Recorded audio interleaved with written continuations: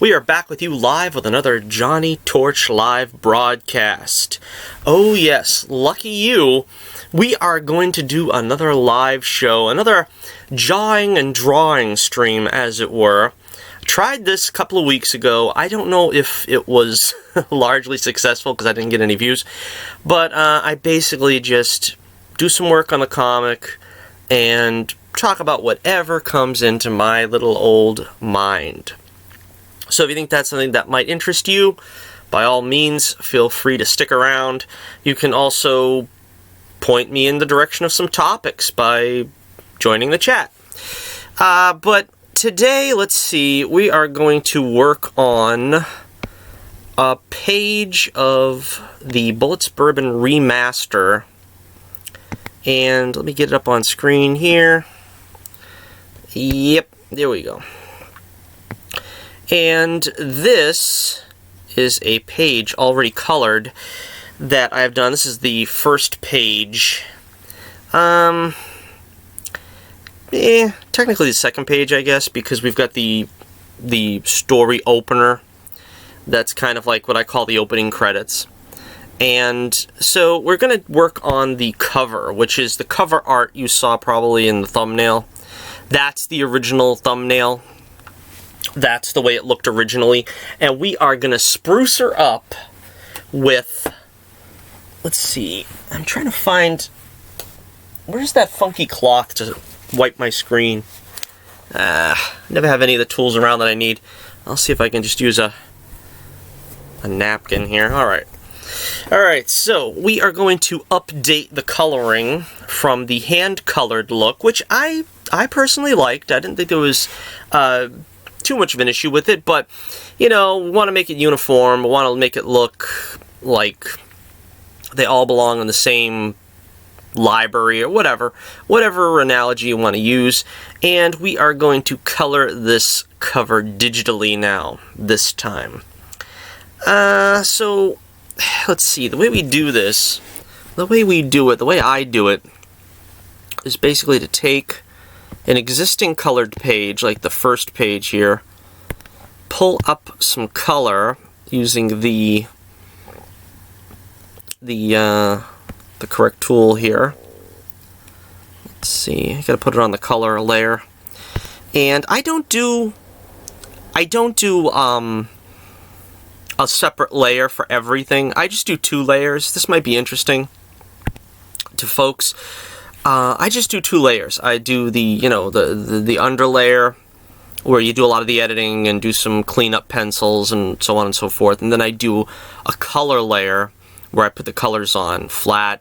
That's the way I like it, and it's not complicated for me. I don't do a separate dialogue layer. I tried to do that once before, and I don't know, it seems unnecessary. I think you can put the dialogue on either layer and it still shows up, so I don't know why you'd put it in a 3rd layer. I think Peter Simeti, when you do the printing partnership program, he wants you to do a separate layer.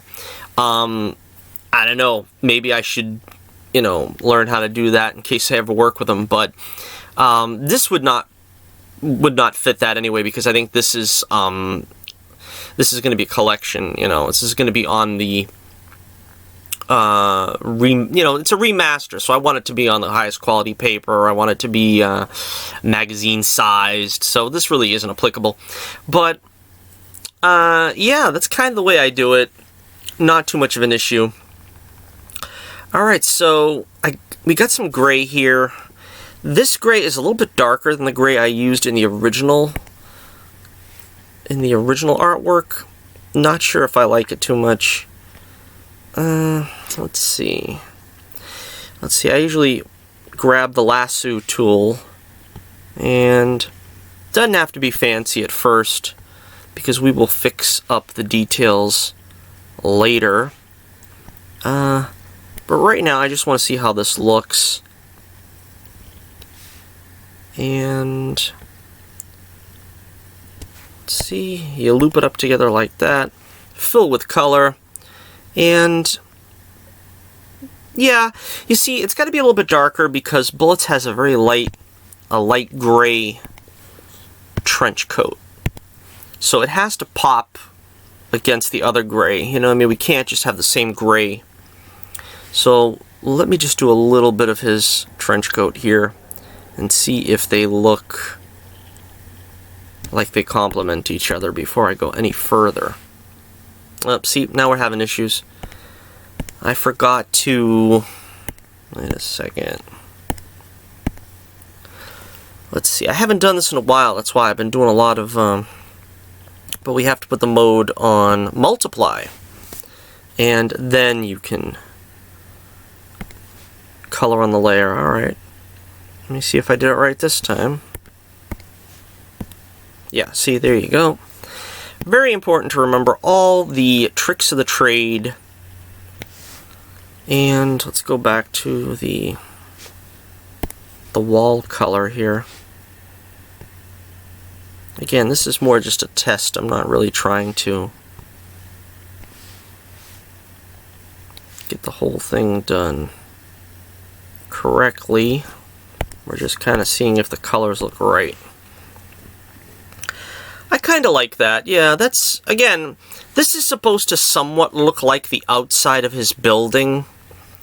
He has sort of a, you know, a dark outer exterior of the building, and then he has sort of like a goldish paint job in the back of his stairs, the back of his stairwell.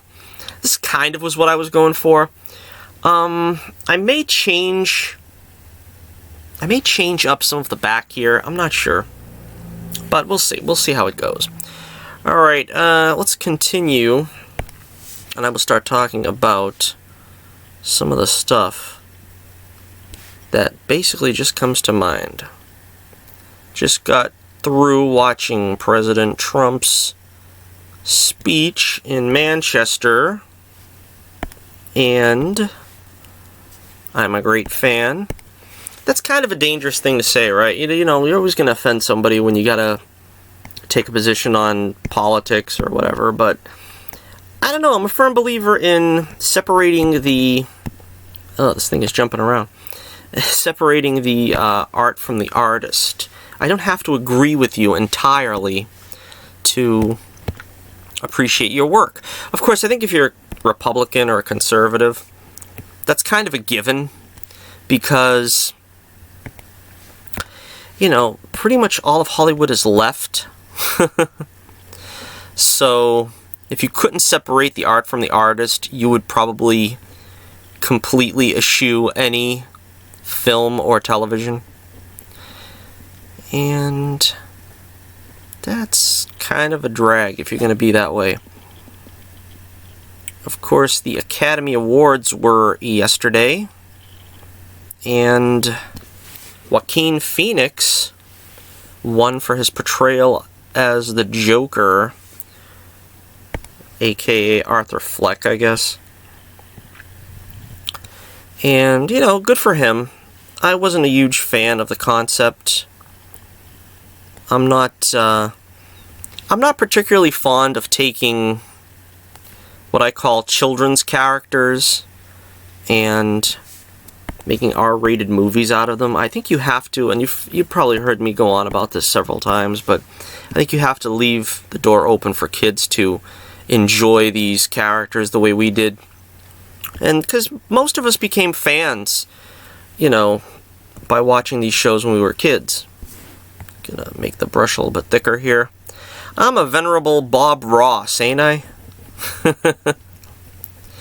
And speaking of R-rated movies that have comic book characters, apparently everyone is crowing over the failure of Birds of Prey to, I don't know, make a lot of money. I don't know, supposedly, according to some people, it made its money back. According to others, it bombed.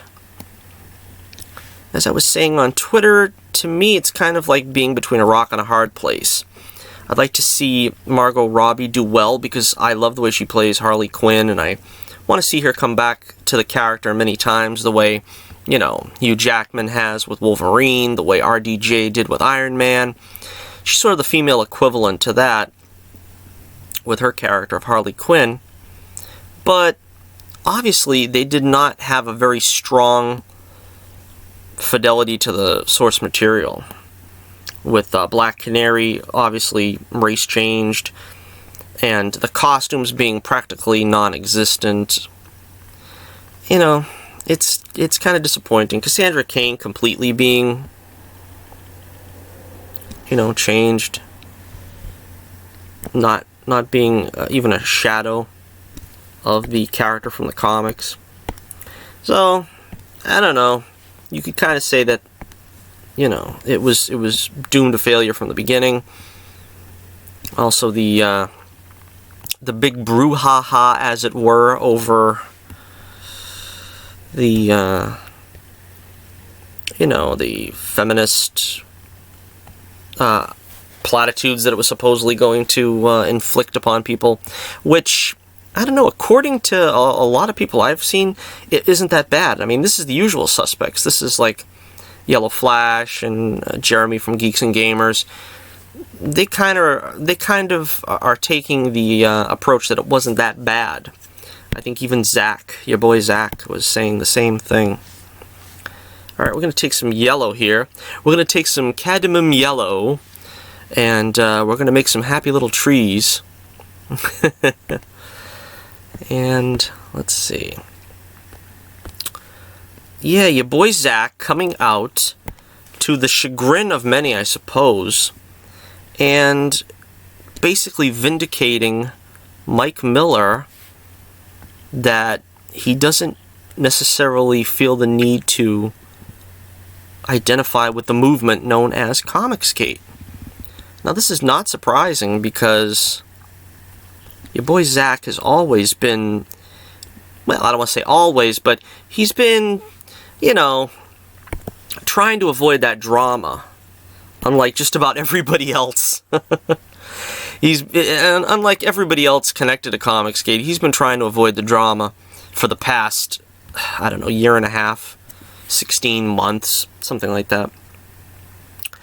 And, yeah, quite honestly, it's the right thing to do. That's kind of the way I feel. I mean, I don't necessarily feel the movement of Comicsgate reflects my ideals anymore. I think we talked about that last time. I did a live stream, a drawing and jawing stream. Of course, I'm not really drawing. We're finally at the coloring stage, which is exciting, because any more of that editing and stuff, would have drove me batty.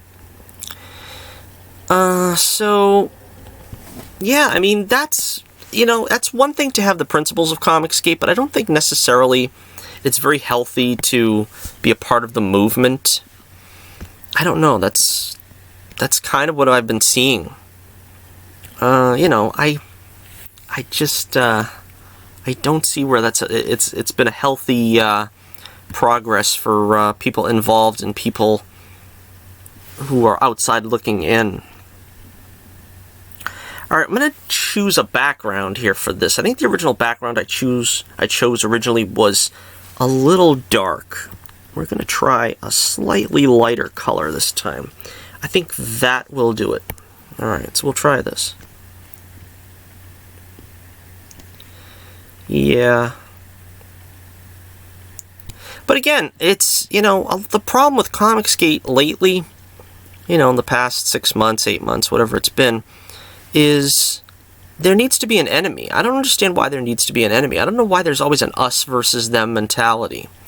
Folks should just leave each other alone and do their thing, and I don't know. I don't get it. Frankly, I don't get it. And, you know, that's kind of the thing. I don't want to make enemies. I mean, you know, if you're CG, I want you to read Bullets Bourbon. If you're anti-CG, I want you to read Bullets Bourbon. If you're War Campaign, I want you to read Bullets Bourbon. If you're Cherries, or whatever that's all about, I want you to read Bullets Bourbon. That's one of the early dogma of Comicsgate that I remember hearing when I first started watching the streams and stuff was, don't leave money on the table, right? You don't want to really go out of your way to offend the reader. That's Comicsgate values right there. And, you know, it seems unfortunately that someone is always looking to be offended. No matter what side you're on, you're going to find an excuse to be offended. I kind of want to just stay away from that. That's why I don't really want to get involved with the movement anymore. That's just the way it is. But I'll always have the values. That's the cool thing, you know. Nothing can take that away, no matter what drama's going on. Yeah. Alrighty. Now that looks pretty cool. I am pleased. I am well pleased. This is easy. This is really fun. You just grab the skin tone, you bring it over here, and you can just apply it. This is the way I do it with my stylus. I am so happy that I plunked down the money for a stylus and a computer that is touchscreen. It makes it so much easier. So much easier.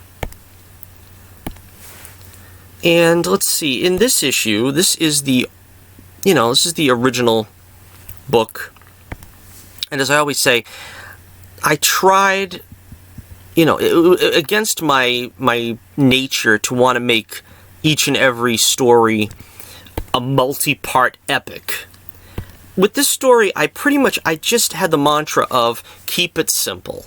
Just introduce the characters, the world, the scenario, the background, the good versus evil.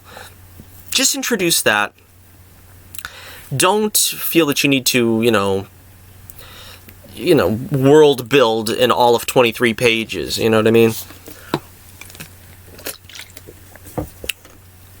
You have to set a foundation first, and if there's any advice I could give, I think that's the right advice, which is to, set a foundation first, and then concern yourself with making the epic storyline, the saga, because you got plenty of time to do that later. Alright, let's pull it up a little closer here.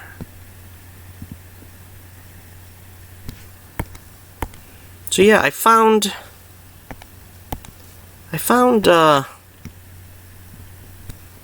Joaquin Phoenix pretty humble. I thought he did a pretty good speech, acceptance speech. It wasn't the typical Orange Man bad and stuff that Ricky Gervais was making fun of them for at the Golden Globes.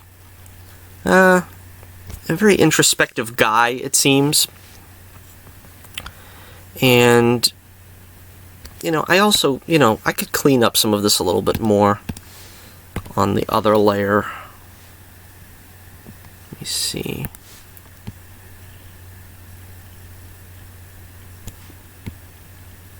Darken up the pupils somewhat. That's a little too much. There we go. But again,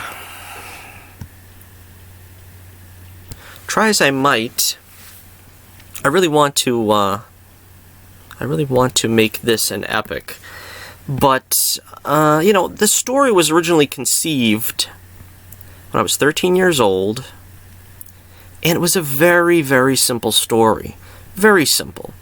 Carrot Top wants to poison people, and he ends up stealing a lot of money because he's got a poison epidemic or something going on.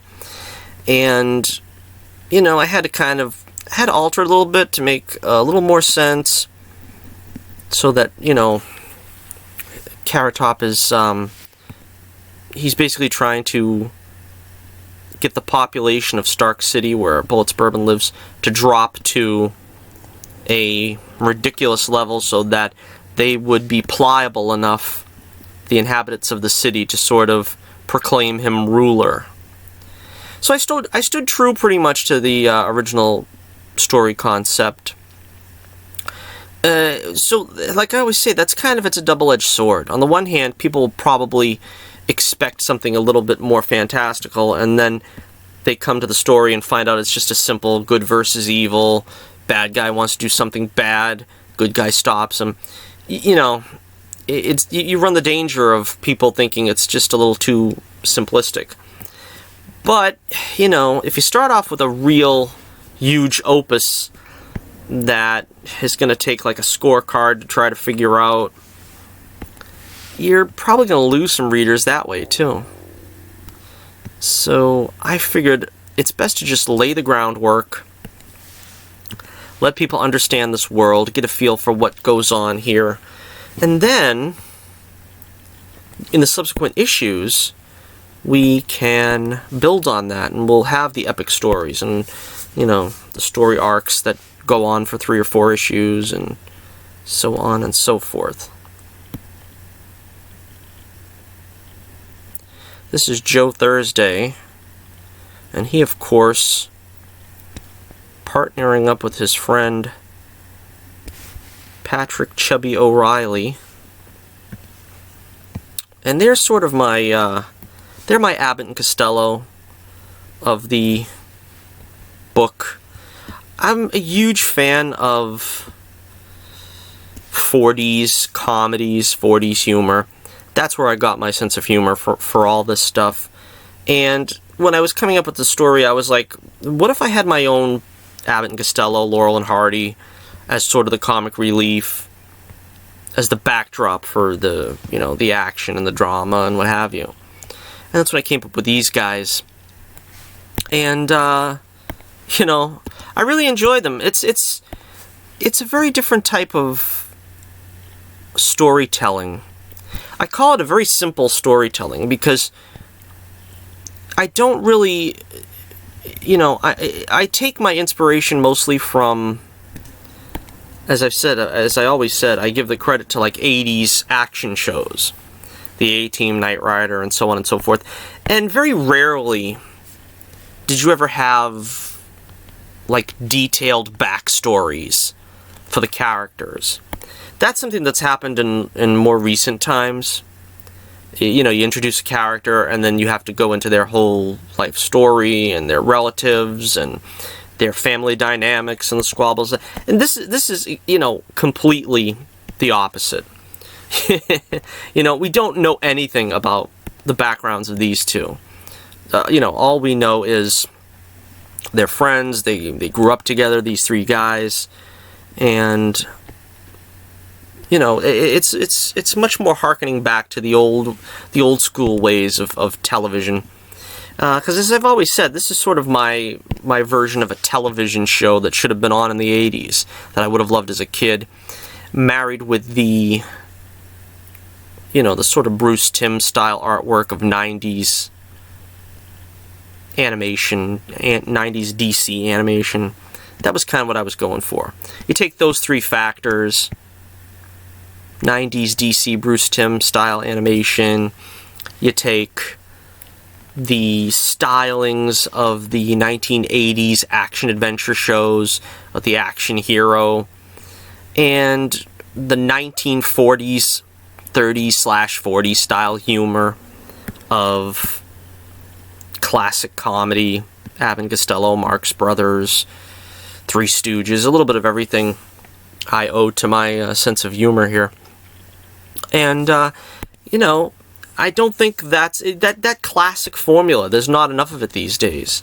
And that's why I think, you know, this is different than anything else out there. I think if people really, you know, apply themselves to reading this and you know, giving it a shot, which I don't know if enough people have, it would become very popular. I think it would resonate well. And again, I do it for all ages. It's an all ages book. I really don't believe you should shun the younger audience. I don't believe in writing down to kids. As I said, I think, you know, shows that I grew up on, like Star Trek, Classic Trek, you know, they had certain standards and practices they had to go by, but they still got away with an awful lot, you know what I mean? They had, you know, Captain Kirk romancing a different woman every week. They had, you know, people getting killed. They had violence. They had bloodshed. But then again, it wasn't done in a you know, a negative way. It wasn't done like in an ultra-realistic way where it's sort of glorifying it for the sake of glorifying it. And, you know, that's pretty much what I prized. That kind of storytelling. So again, lots of different inspirations for these characters in these stories.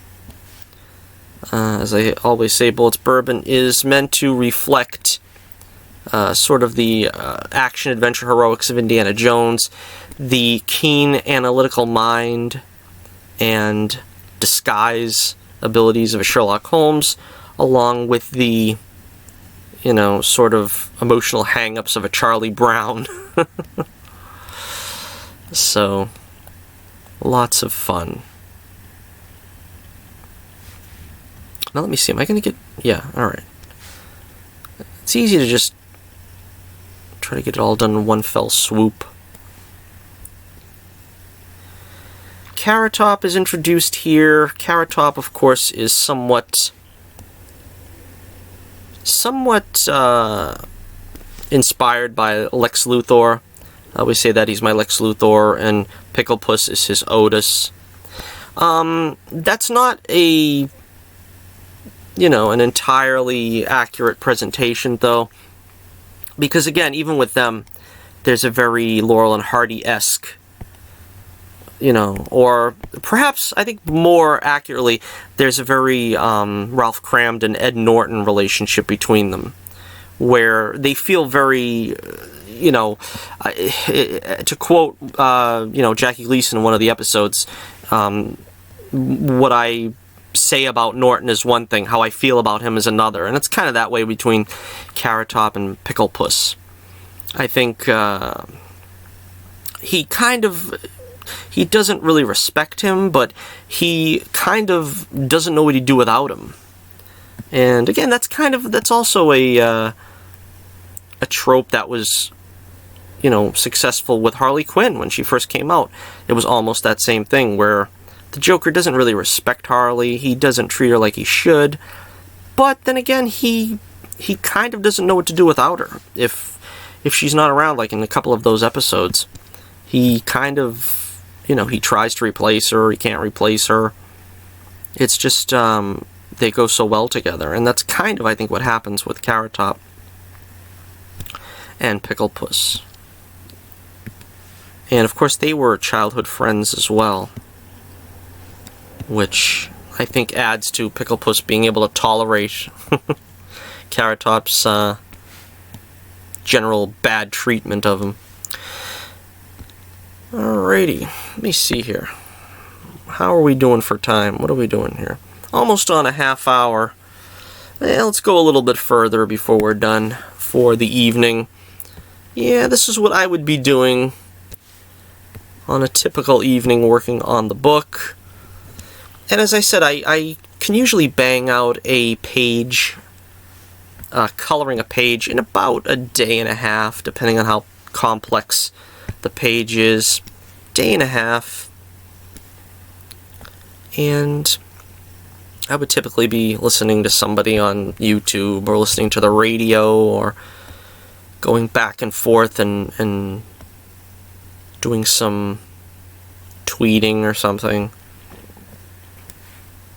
But today I said to myself, hey, let's do a live stream. Let's see if we can get people interested in the book. I'm still weighing whether I should do a Kickstarter, or Indiegogo again. I've got nothing against Kickstarter, but it's a lot more difficult. You know, it's like an all or nothing proposal. And I much rather, you know, I'm not really against it for the politics or whatever, as much as I just, you know, if I'm going to collect anything, I'd rather, you know, collect it rather than, you know, have an all or nothing proposition. It's kind of the way I see it. Some of this still needs to be cleaned up, but such is the case as ever. But that's a lot of it. You know, a lot of it is just Twitter drama. Just keep on seeing Twitter drama after Twitter drama. And after a while, you can't help but get drawn in. I mean, I'm as guilty as the next person, I suppose, of feeding into it when I should just ignore it and hope it goes away.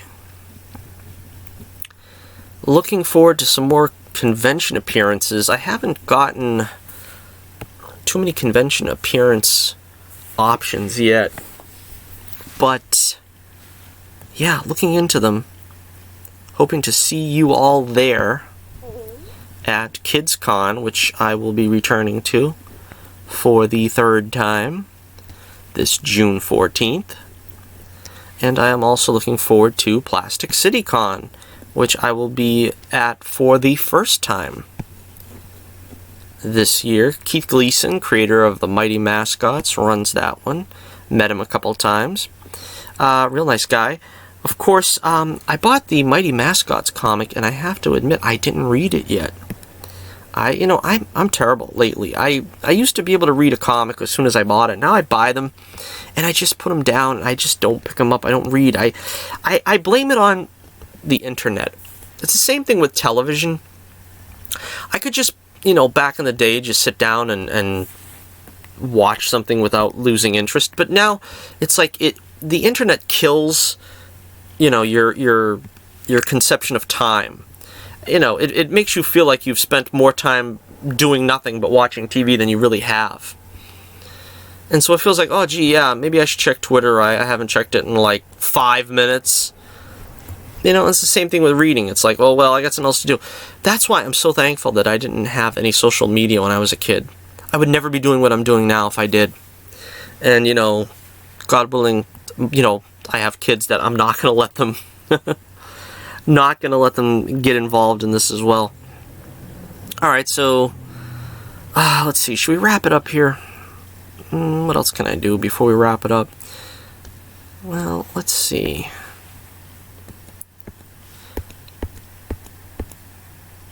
As I said on Twitter, I said not to toot my own horn, but I have kept my New Year's resolution when many others haven't.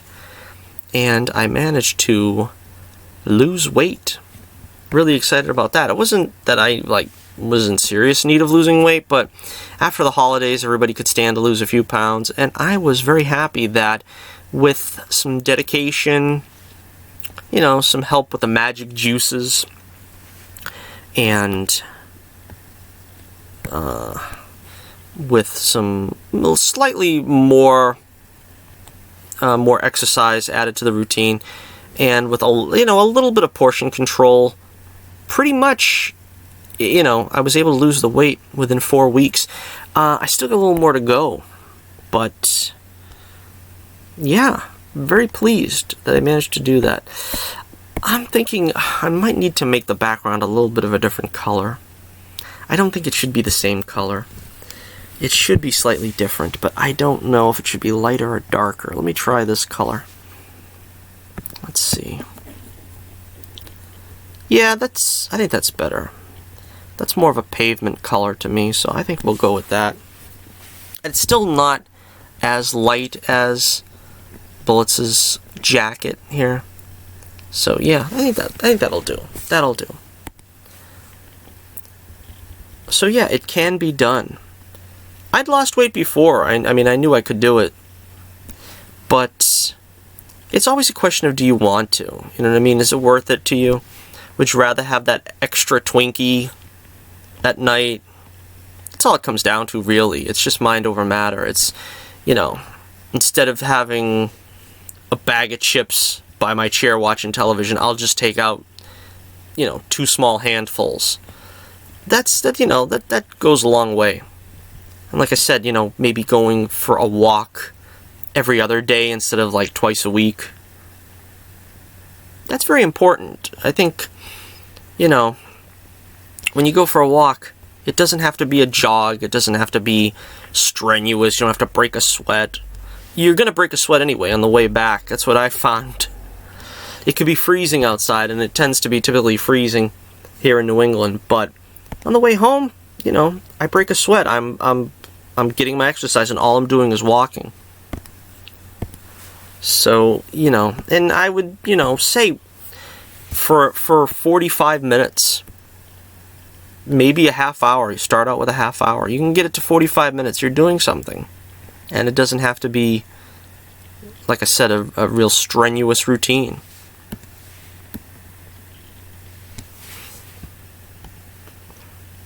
I'm really pleased also that I don't think I've mentioned this on my other shows. I meant to mention this every week, but we've broken over 25,000 views. So I want to thank everybody who's ever tuned in to any of my reviews, to the Torch News Roundup. Thanks for being there, because I'm crossing the plane of 25,000 views. And that means somebody's watching. Somebody is approving of the show. And I am very appreciative. Again, you could check out the Adventures of Bullets Bourbon comics in the link in the description below. Finally got them to put up on Indie Planet the most recent remaster, which is the second issue, Knock on Wood, which introduces Pencil Neck. And that was a lot of fun. That one was not as... I allowed it to get a little bit bigger. But again, like I said, the stories, I tried to start off to get people like easily acclimated, and then you shoot for gold, and that's what I think When the Night Comes was. That was me shooting for, home run. And I think it was. That's one of my favorite stories because of that. It just gets so epic. And all of them from there on are going to be epic.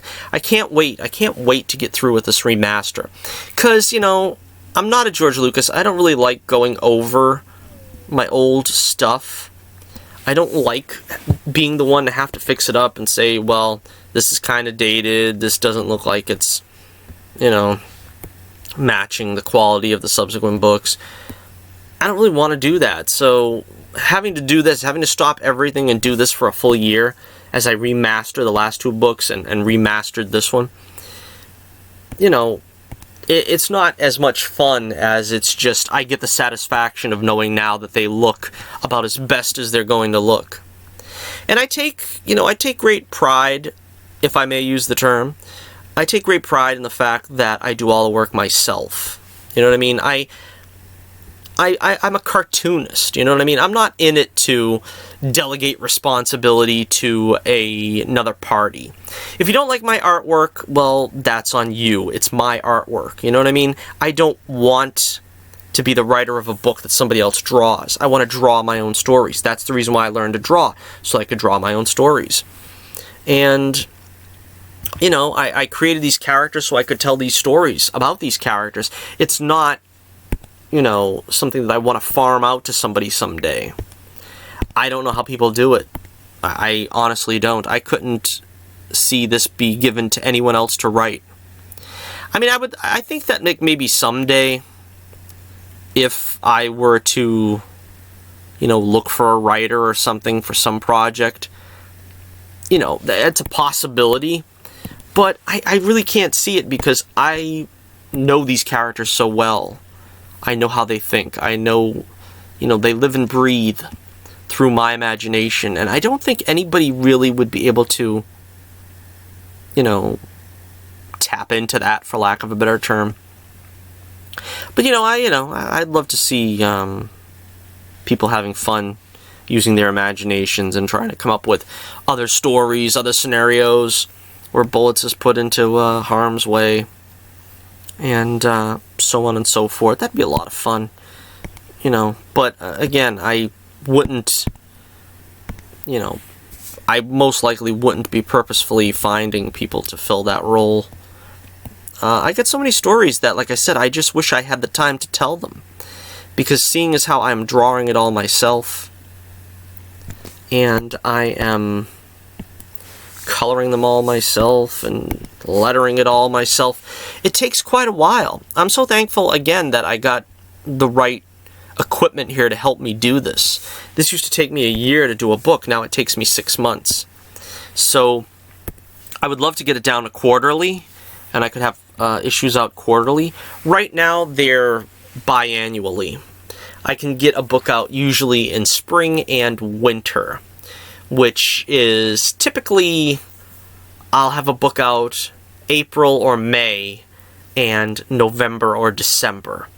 that's typically the schedule. You know, you know when to look for a new book. I wish that it was tweaked slightly as well, that I could get a new book ready for the convention season, which is typically from, I want to say, like May on, and usually it's pretty close. It's cutting it close. This will probably be done by May, but I don't have the next issue in the saga ready. And so, you know, I want to have that next issue ready, particularly because I want to be able to show up at conventions for fans with issues that, you know, they haven't seen these stories before. Right now, all I've got to offer them for the past year's work is remastering past issues, you know. And while, you know, I like the idea of that, that's great that everything is now up to snuff with the way I originally intended these books to look and be. I don't have anything new to offer. That's the problem. So that's why I didn't really, originally, I didn't want to take on the project of all three being remastered in a row like this. But I thought it was very important that I remaster this first one. The second and third were easy because I didn't have to color them from scratch. I just had to tweak some of the colors. Some of the colors were off. Skin tone was off. I had to just, you know, adjust a few things. But in the case of the first issue, I got to completely color it from scratch. So this is what's time consuming. This is the issue going forward, is how can I get this done quickly, but, you know, still have another issue out of new material for the convention. But like I said, everybody starts at the beginning. And that was part of the reason why this issue was so brief and I didn't make it an epic. Because I also know the more pages you put in a story, the more expensive it's going to be. It's bound to be. And I wanted people to buy the first issue because people will generally buy a first issue, but they won't necessarily come back for a second and third. And so if your first issue, you know, has too much of a cliffhanger and is like, well, come back and see what else happens, a lot of people are not going to really be bothered to come back. A lot of them will be like, all right, I get it, I kind of see what it is, and I'm done, you know, I'm good, that's it. But if you give them a self-contained story for the first issue, I kind of hope they'll respect that and be like, yeah, that was pretty good, I want to see what else you can do now. At least that's the way I kind of saw it.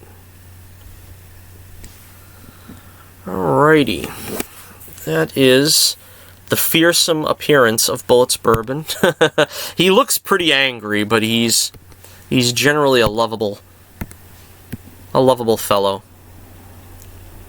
And the trademark blue ribbon, that's his blue suit. Again, I'm going to clean this up and so forth, so this is not exactly like ready for printing style here, but I wanted to get straight to the coloring because I didn't really want you guys to have to watch me noodle around with just cleaning up some of this distortion and stuff.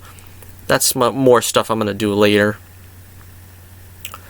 But yeah, like we were talking about earlier, Joaquin Phoenix, he pretty much came out against cancel culture. Of course, the big story, the big news lately is Amber Heard and Johnny Depp and that whole saga.